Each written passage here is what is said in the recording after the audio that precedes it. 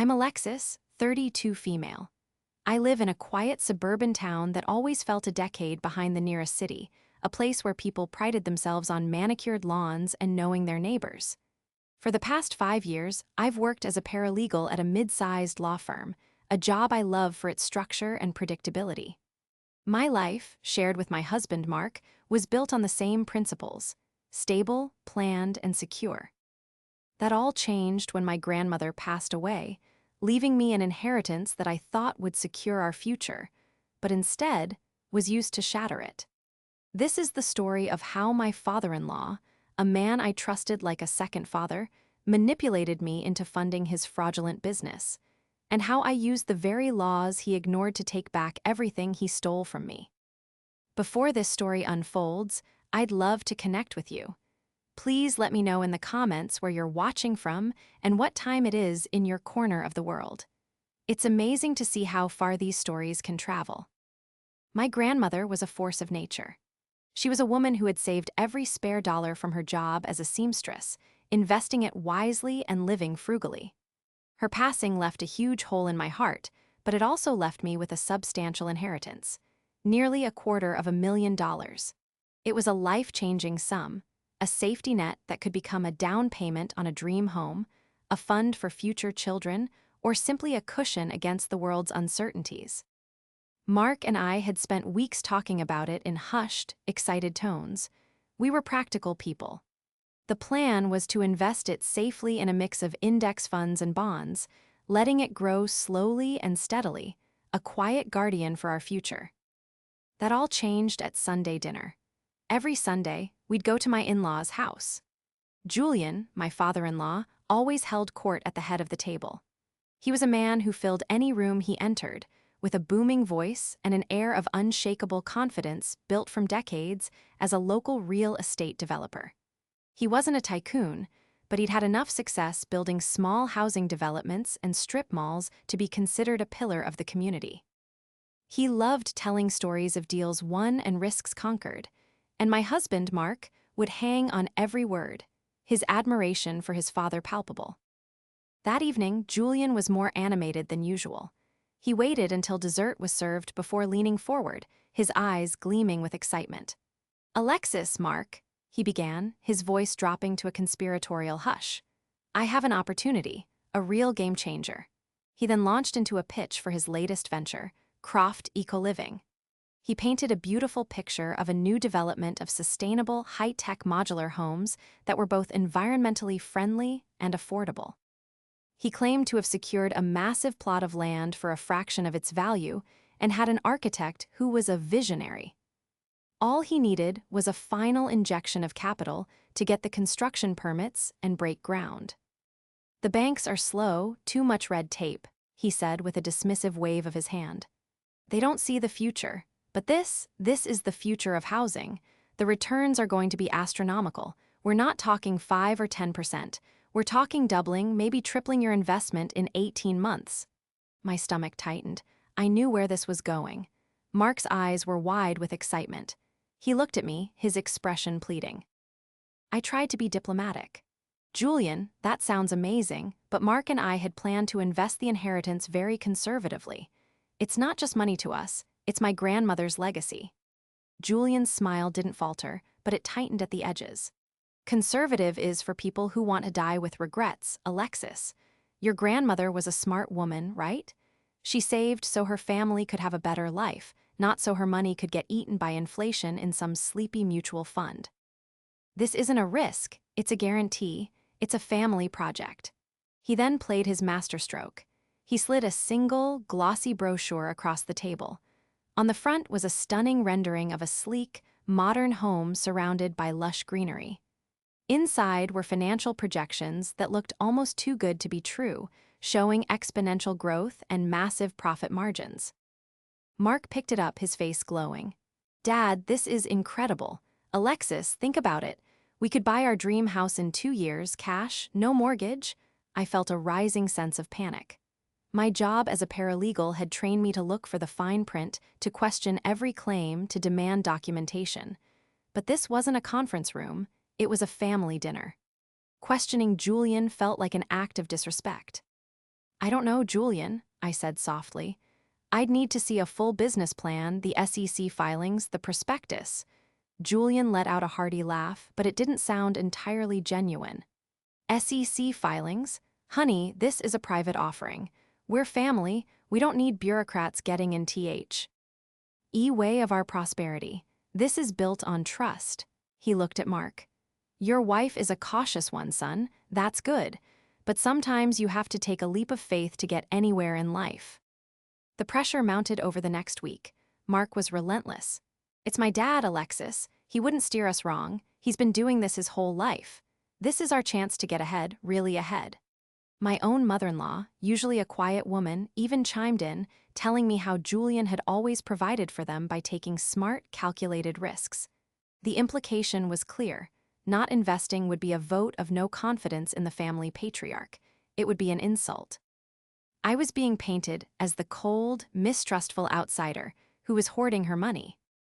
The final push came from Julian himself. He called me one afternoon, his voice heavy with emotion.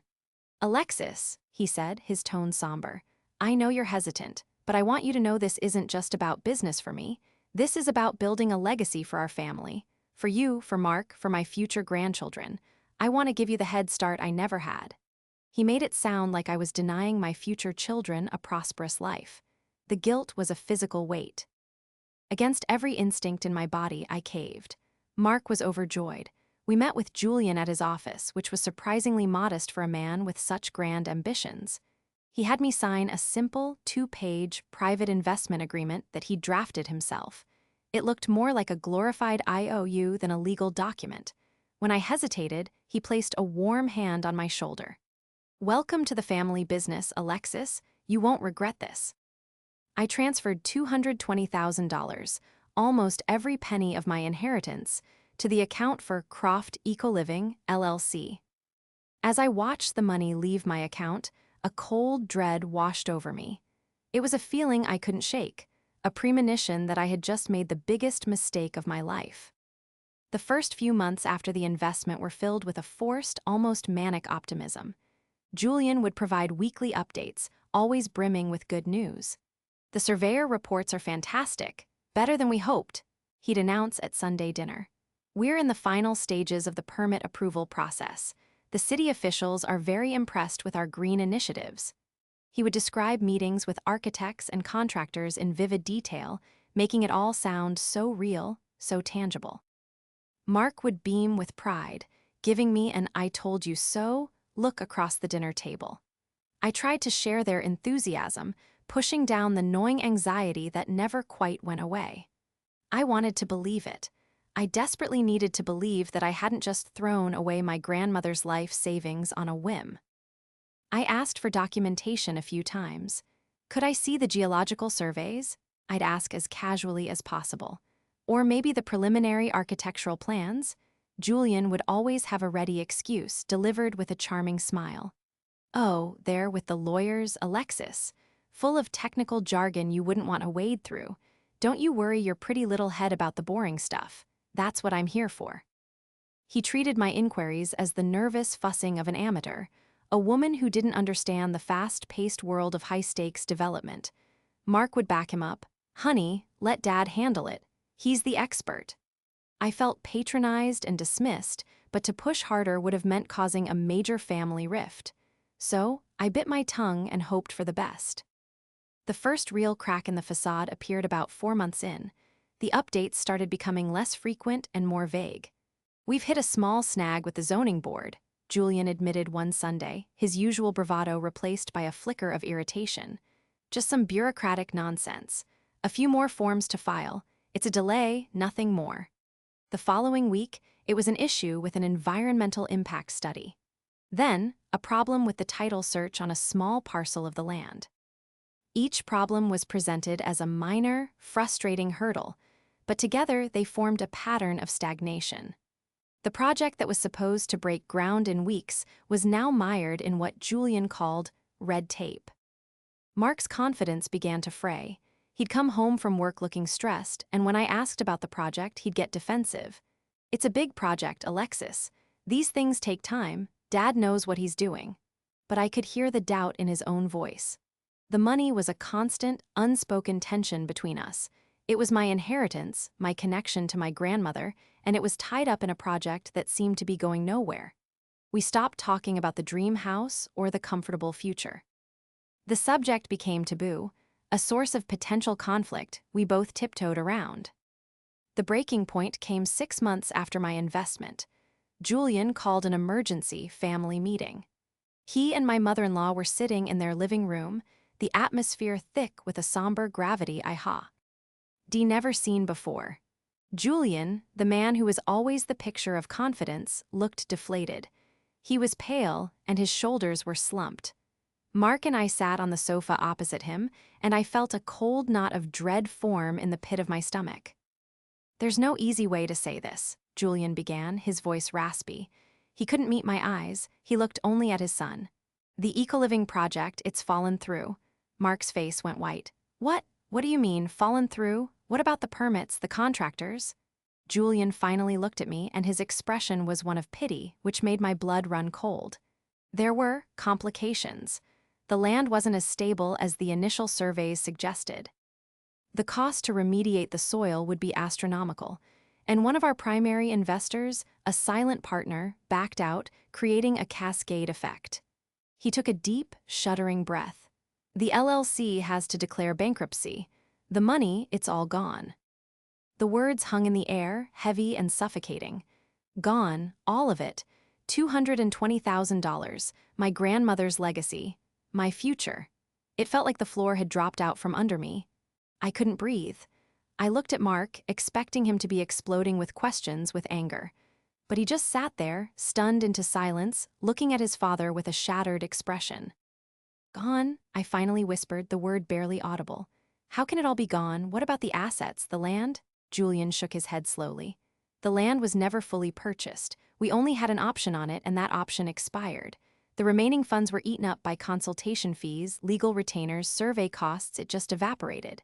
He tried to offer a weak, apologetic smile. "It was a business risk, Alexis. Sometimes they don't pay off. I'm sorry. I'm more sorry than you can imagine." "I lost money too." I stared at him, my shock curdling into a hot, sickening rage. A business risk. This wasn't a risk, he had explained.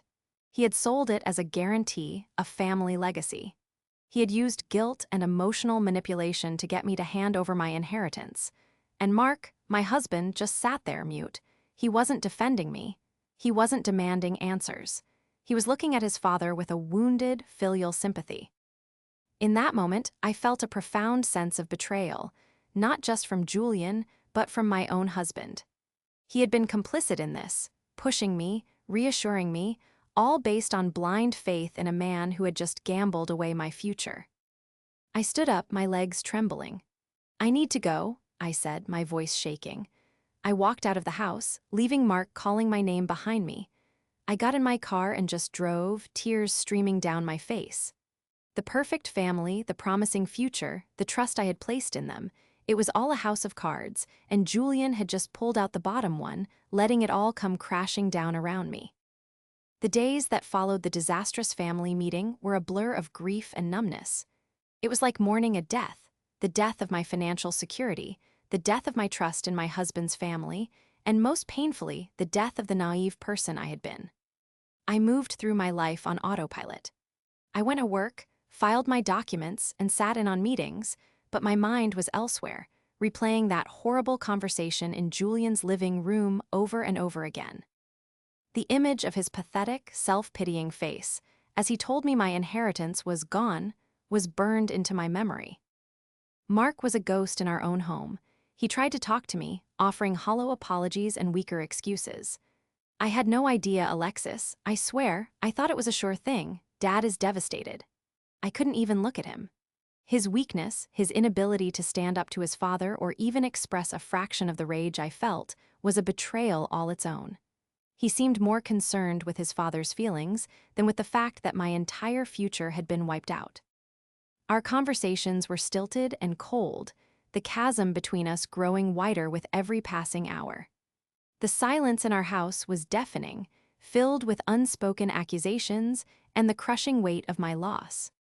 Sleep offered no escape. I'd lie awake for hours, my grandmother's face floating in my mind. I felt like I had failed her, that I had carelessly squandered the gift she had worked her entire life to give me. The guilt was a physical ache in my chest. One night, unable to bear the oppressive silence of our bedroom, I went downstairs to the small office where we kept our files. I didn't know what I was looking for. Maybe I just wanted to hold the piece of paper that had sealed my fate. I found the file labeled Croft Ecoliving. Inside was the glossy brochure and the flimsy, 2-page private investment agreement I had signed. Reading it again, my paralegal brain, which had been dormant under a fog of shock, began to stir. The language was so vague, so unprofessional.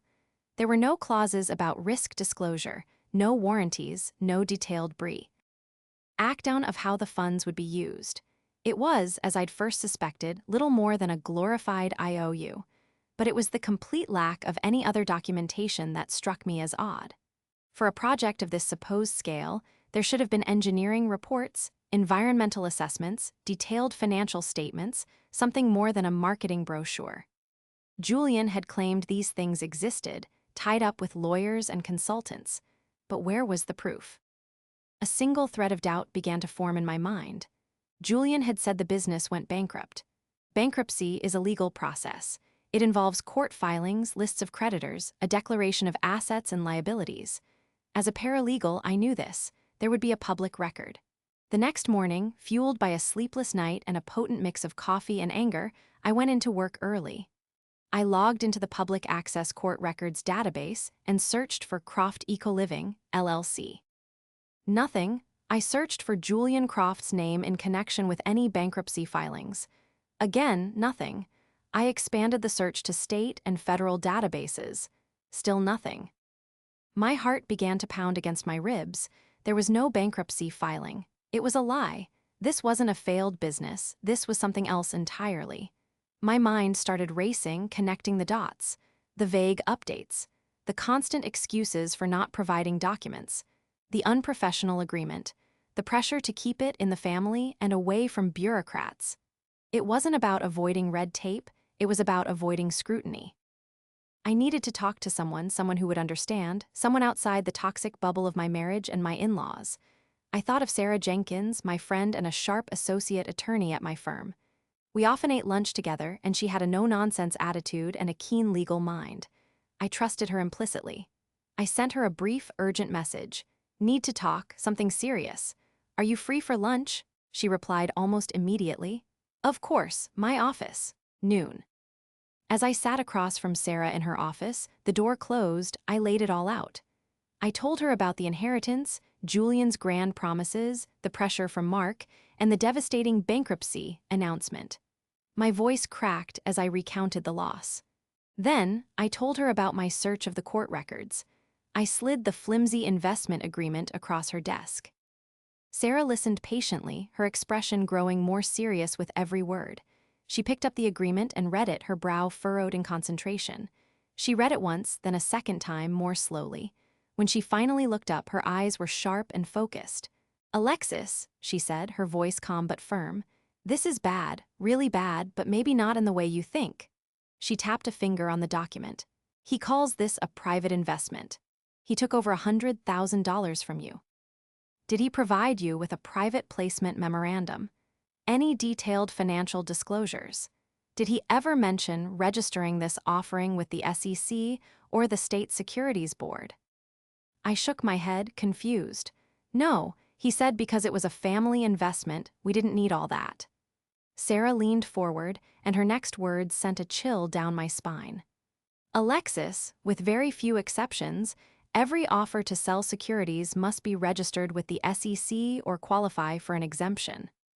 Taking a large sum of money from an individual investor for a business venture, without providing the legally required disclosures, and without proper registration, can be considered securities fraud." Securities fraud.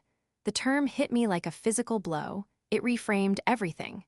Julian wasn't just an incompetent businessman who had made a bad investment. He wasn't just a manipulative father-in-law. If Sarah was right, he was a criminal. He hadn't lost my money in a failed venture. He had illegally taken it. The single thread of doubt had unraveled into a rope, and I suddenly felt that I had something solid to hold onto. The grief and helplessness that had been drowning me for weeks began to recede, replaced by a cold, hard ember of rage. This wasn't just a loss anymore. It was a crime, and I was going to find the proof. The words securities fraud echoed in my mind for the rest of the day. It was a paradigm shift. I was no longer a victim of a bad business deal. I was a victim of a deliberate, illegal act. The despair that had paralyzed me was replaced by a cold, clarifying anger. My training as a paralegal, the skills I had honed for years helping attorneys build cases, suddenly became my most powerful weapons. I wasn't just going to get answers. I was going to build a case against Julian Croft. Sarah became my silent partner in this investigation. She was horrified by what Julian had done and furious on my behalf. "He preyed on your trust, Alexis," she said, her voice tight with indignation. "He used the concept of family as a shield to bypass the law. We need to be smart and methodical. We need to gather evidence without tipping him off." She laid out a plan. Our first step was to establish a timeline and document every interaction I'd had with Julian regarding the investment. Every dinner conversation, every phone call, every vague update. I spent an entire weekend locked in my home office, meticulously writing down everything I could remember, creating a detailed chronology of the deceit. The next step was to follow the money. I had the account number for Croft Ecoliving, LLC from my wire transfer receipt. A business LLC is required to be registered with the state. On Monday morning, I accessed the Secretary of State's business entity database. I found it easily. Croft Ecoliving, LLC, was registered just 3 weeks before Julian first pitched the idea to me. The sole registered agent and principal was listed as Julian Croft. There were no other partners named. This silent partner he had blamed for backing out likely never existed. It was another lie. The address listed for the LLC was not a commercial office, but a P.O. box in a neighboring town. This was a red flag. Legitimate businesses, especially in real estate development, usually have a physical address.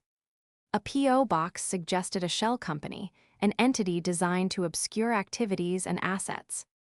Sarah suggested we hire a private investigator. "We need to know what happened to the money," she explained. "A PI can run a comprehensive asset search on Julian and the LLC.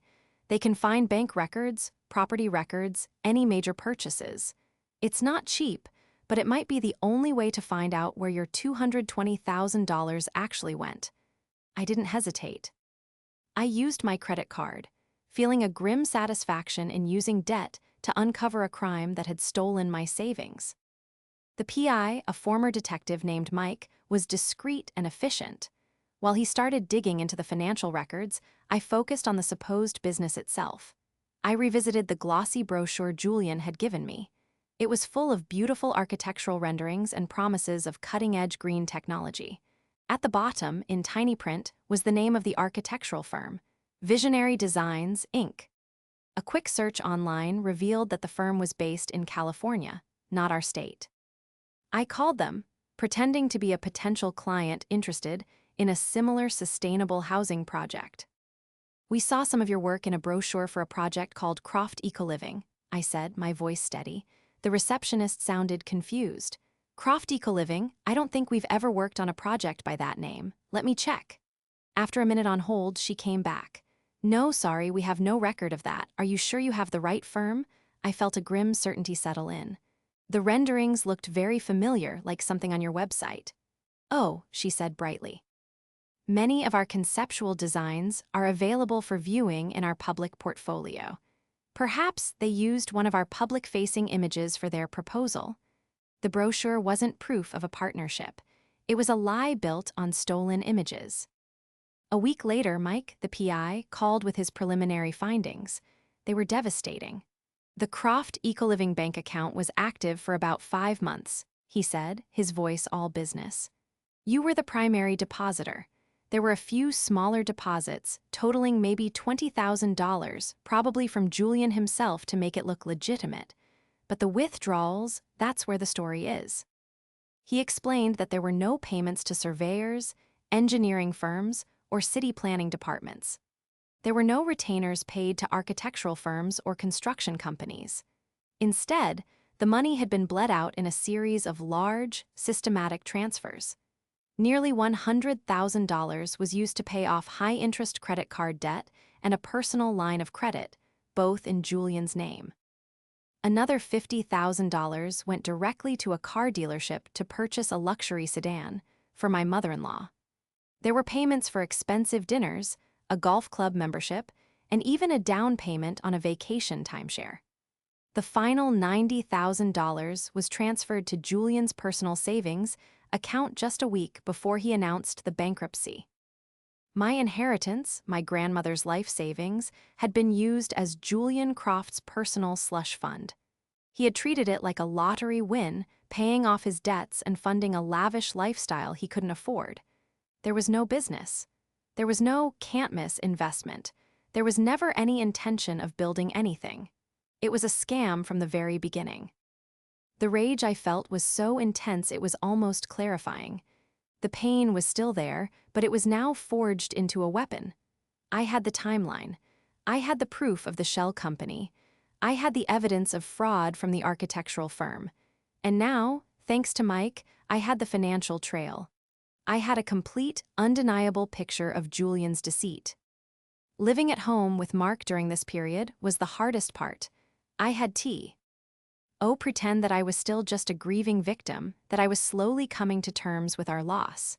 He would try to comfort me, saying things like, "We'll get through this, Alexis. We'll rebuild." I would just nod, my stomach churning with the knowledge that his father was a thief and he, my husband, was a fool who had enabled him. Every word of sympathy from him felt like a lie. Every night, lying next to him in bed, I felt utterly alone, a secret agent in my own life, plotting the downfall of the man he so admired. My investigation was complete.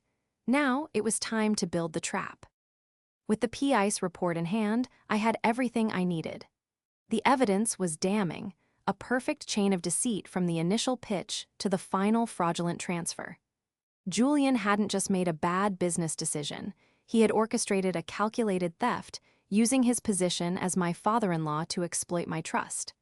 The question now was not whether I could prove it, but how I should use that proof. My initial instinct was to go straight to the authorities, to hand over the file and let the justice system do its work. But Sarah urged caution. "You could go to the SEC or the district attorney," she advised, sitting across from me in her office, which had become my war room. "And you have a very strong case, but it would be a long, messy, and public process. It would be years before you saw a dime, if you ever did, and it would completely detonate your family. Are you ready for that?" I thought about it. I thought about the scandal, the headlines in our small town's newspaper, the shame it would bring upon my mother-in-law, who was likely an unwitting beneficiary of the fraud. And I thought about Mark. As weak and complicit as he had been, did I want my husband's father to go to prison?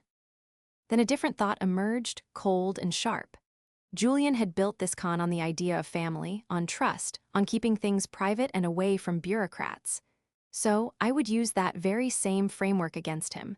I didn't just want justice, I wanted restitution. I wanted him to feel the same powerlessness I had felt. I wanted to take back not only my money but also my control. I decided against a public battle. This would be a private execution. My plan had two phases. Phase 1 was complete financial leverage. Phase 2 was the confrontation. For Phase 1, I needed an ironclad legal document. I worked with Sarah for a week of late nights, drafting a settlement and forbearance agreement. It was a work of art, a masterpiece of legal pressure. The document laid out, in meticulous and undeniable detail, every aspect of Julian's fraud. It cited the specific state and federal securities laws he had violated. It included a full accounting of where my money had gone, referencing the bank statements the PI had uncovered. It was, in effect, a signed confession. The terms of the agreement were brutal. Julian would have to repay the full $220,000, but that wasn't enough. He had stolen not just my money, but its potential for growth and the emotional security it represented. So, we added a penalty. He would repay the principal plus an additional $80,000 in damages, bringing the total to $300,000. The agreement stipulated that he would sign over the title to his house, the very house where he had announced the bankruptcy, to me as collateral. He and his wife could continue to live there, but if he missed a single payment on the structured repayment plan we laid out, I would have the immediate right to evict them and sell the property to satisfy the debt. To ensure he couldn't just declare bankruptcy to escape the debt, the agreement included a clause stating that he acknowledged the debt was incurred through fraudulent means, which makes it non-dischargeable in bankruptcy court. It was a perfect cage, built of his own crimes, with no legal escape route. The final piece of the trap was the delivery. I couldn't just hand it to him. It had to be done in a way that maximized the psychological impact and left him with no room to maneuver. The annual Croft family summer barbecue was in 2 weeks. It was Julian's favorite event, a day where he played the role of the benevolent patriarch grilling burgers for his adoring family. It was the perfect stage. During those 2 weeks, I lived a double life. At home, I began to act as if I was finally moving past the loss. I started talking to Mark again about the future, about saving up again, about moving on. He was so relieved, so grateful for my apparent forgiveness, that he became blind to the cold resolve in my eyes. He thought we were healing. I was just setting the stage. I told Mark I had a surprise for Julian, something to show him that we were still family and that I didn't hold a grudge. "I've been thinking," I said one evening, my voice full of false sincerity. "Losing all that money was hard, but family is more important. I want to give your dad a gift at the barbecue to show him we're all okay." Mark was moved to tears. "Alexis, that's so generous of you. He'll be so happy." The irony was so thick I could barely breathe. The day of the barbecue arrived, a perfect, sunny Saturday. The backyard was filled with the smell of charcoal and the sound of laughter from the handful of aunts, uncles, and cousins who attended. Julian was in his element, wearing a king of the grill apron, flipping burgers with a flourish. He greeted me with a warm hug, his arm around my shoulder. "Good to see you smiling again, kiddo," he said, his voice full of phony paternal warmth. "We're all moving on." I smiled back, a tight, controlled expression. "We are," I said. "In fact, Julian, after we eat, I have a little presentation for you. A family business proposal, you might say." His eyes lit up, the greedy spark I now recognized instantly. He probably thought I was foolish enough to have another business idea or perhaps had come into more money. The trap was set. All the pieces were in place. I had the confession, the collateral, and the perfect moment to spring it. As I sat there, watching him laugh with his family, I didn't feel nervousness or fear. I felt a profound, chilling calm. He had built a house of cards on my future. I had built a steel cage on his. And I was about to lock the door. After everyone had finished eating and was lazily digesting in their lawn chairs, I stood up. "Could I have everyone's attention for a moment?" I called out, my voice clear and steady. A few conversations tapered off. Mark looked at me, his face beaming with pride, expecting some heartfelt speech about family unity. Julian, standing by the grill, gave me an encouraging nod. "As you all know," I began, my eyes fixed on Julian, "a few months ago I invested my inheritance into a family business venture with Julian. It was a project we were all very excited about." I paused, letting the words hang in the air. "Unfortunately, as Julian explained to us, the business failed and the investment was lost. It was a difficult time for all of us, but especially for me." I saw a few sympathetic looks from the extended family. My mother-in-law patted her husband's arm comfortingly. "But in my line of work," I continued, my tone shifting from sorrowful to sharp, "we have a principle, trust but verify. So I decided to do a little research into what went wrong with Croft Eco-Living. And I've prepared a small presentation on my findings." I pulled a large manila envelope from my bag. Mark's smile faltered, a flicker of confusion in his eyes. Julian's confident posture stiffened almost imperceptibly. I walked over to the patio table and laid out the documents one by one, like a dealer laying out a poker hand. "First, the bankruptcy," I said, my voice cutting through the backyard chatter. I found it strange that a business failure of this magnitude wouldn't have a public bankruptcy filing. And it turns out it doesn't, because Croft Ecoliving, LLC, never declared bankruptcy. I checked the federal and state court records myself. A murmur went through the small crowd. Julian's face had gone pale. Next, the business itself, I went on, placing the printout from the architectural firm on the table. This beautiful brochure promised a partnership with a top California architectural firm. I called them. They have never heard of Julian Croft or his project. The images were taken from their public portfolio without permission. It's called fraud. Mark shot to his feet. "Alexis, what are you doing?" he hissed, his face a mask of horror and confusion. I ignored him. My focus was entirely on Julian, who was now staring at the documents on the table as if they were snakes. "But this," I said, my voice dropping, "is the most interesting part." I laid out a summary of the PI's financial report. This is a record of the company bank account. My $220,000 went in, but it didn't go out to surveyors or engineers or the city. It went here, I said, tapping the paper, to pay off over $100,000 of Julian's personal credit card debt. It went here to buy a brand new luxury car for his wife. And here for a golf club membership. And the last $90,000 transferred directly to his personal savings account a week before he told us the business had failed. The silence in the backyard was absolute. Everyone was staring at Julian, whose face had crumbled. The jovial patriarch was gone, replaced by a cornered, frightened old man. My mother-in-law looked at her new car keys on the table, then back at her husband, her expression one of dawning horror. "You didn't lose my money in a bad investment," I said, my voice shaking with restrained fury. "You stole it. You concocted a fake company and a fake business plan to trick me into giving you my grandmother's legacy, and you spent it on yourself." I finally turned to my husband. "And you, Mark, you pushed me into it. You guilted me, telling me to trust him, your hero."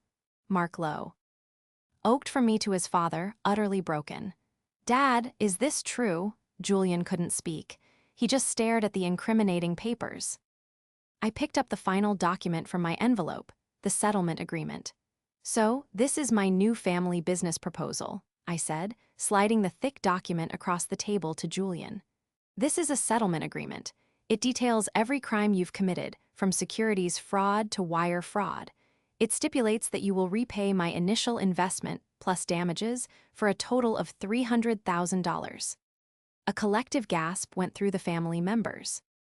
"To secure that debt, you will sign over the deed to this house to me, effective immediately. You will live here as my tenants. If you miss a single payment, I will evict you and sell it. You will sign it now, in front of your entire family as witnesses." Julian stared at the document, his hand trembling. "You can't do this," he whispered.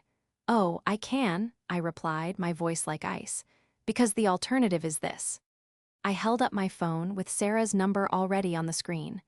"The alternative is I call my attorney, who is waiting for my signal to forward this entire file to the SEC and the district attorney's office. You won't just lose your house, Julian. You will lose your freedom. You are 65 years old.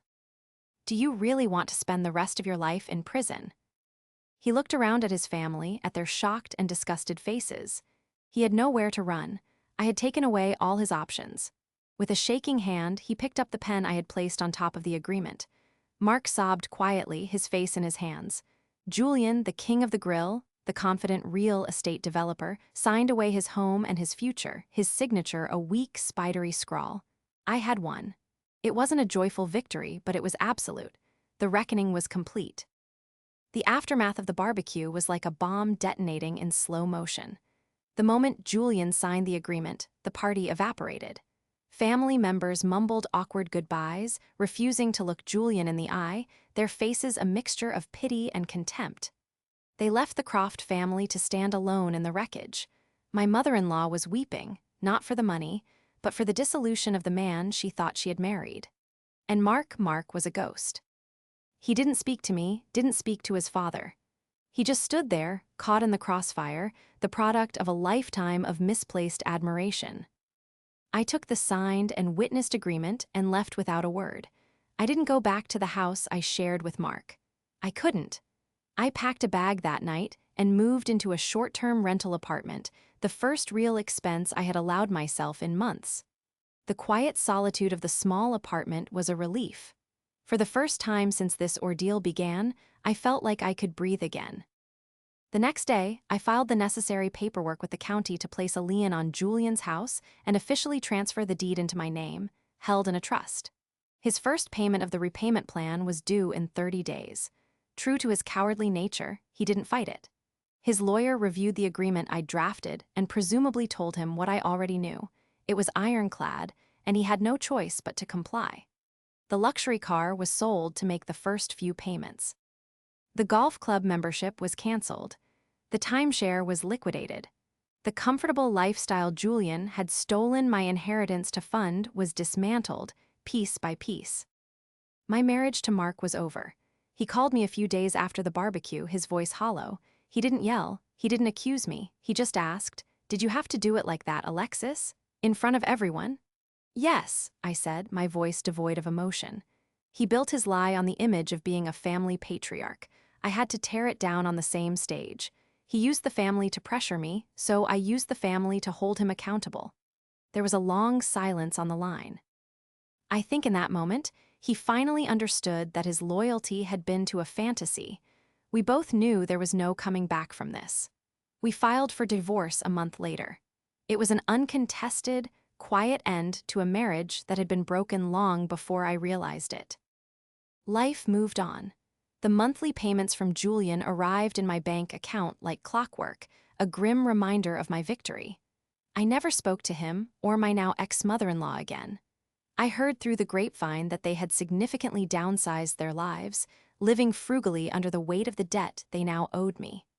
The power dynamic had been completely and irrevocably reversed. They were living in my house on my terms.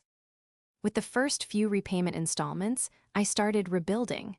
I didn't go back to the idea of a sleepy mutual fund. I had learned a hard lesson about trust, but I had also learned a valuable one about control. I hired a reputable financial advisor, a woman who specialized in empowering female clients. Together, we built a smart, diversified portfolio.